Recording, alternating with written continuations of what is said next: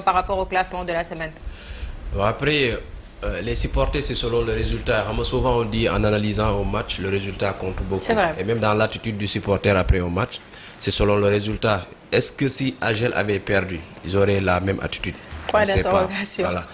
Maintenant, en face, c'était qui? Casa Sport. Casa Sport, jamais on va se battre contre eux. Parce que nous, ils viennent, ils vont chanter, boudier, nous lancer cette bagarre de Mnibi.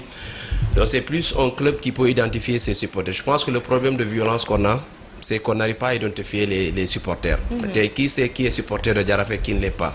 Peut-être ni andak comment il s'appelle Asikoman bi ni koy djégé et tout, mun nga identifier xam nga diw ak diw. Mais les autres qui viennent dans d'autres tribunes yi créent violence bi, ñooñu mënoo leen identifier. Je pense que le premier mal bi ligue bi am pour régler ce problème de violence, notamment les clubs, c'est identifier d'abord qui est supporter et qui ne l'est pas.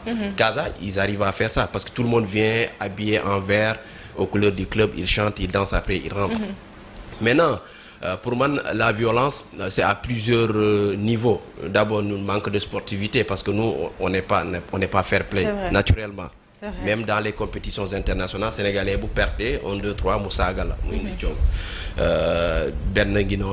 y a un facteur qui est de football, ce sont les paris sportifs, les jeunes qui ont perdu affaire d'aller remonter contre les joueurs. Je suis témoin à Jaraaf au stade de Ngor et tout.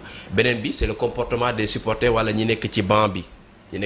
Parfois on voit des gens sur le banc ñoy tenir un ton de violence quand un supporter voit ça wala on entraîneur wala un président de club bu taxaw tribune saga un supporter qui voit ça il pense que lu baax la. Donc il y a plusieurs facteurs ça demande un travail général.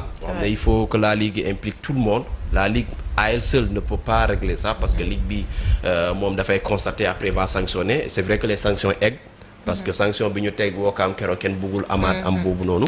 Maintenant les sanctions parfois les clubs peuvent être victimes parce que un club ne peut pas être responsable d'un jeune qui va jeter des cailloux ci ben auto à partir de 100 mètres du stade.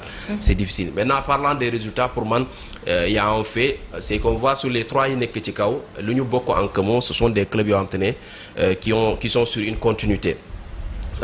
Gorée, c'est Alimal moo fa nekkoon moo fa nekkaat Badji bi mu demee Casa ba tey mi ngi foofu il a quitté Casa Sport Génération Foot pour dem fële nga jël AGEL ils ont toujours maintenu Dieng bi nga xam depuis 2 ans moo yegga ñoom d'ailleurs ba tey. Et l'autre particularité que ces 3 équipes là ont en commun, c'est que ce sont des équipes jeunes qui courent beaucoup. AGEL notamment, c'est une équipe qui court beaucoup. Casa Sport, c'est une équipe jeune. Gorée, on n'en parle pas beaucoup peut-être parce qu'ils sont dans leur île que ñi xamuñu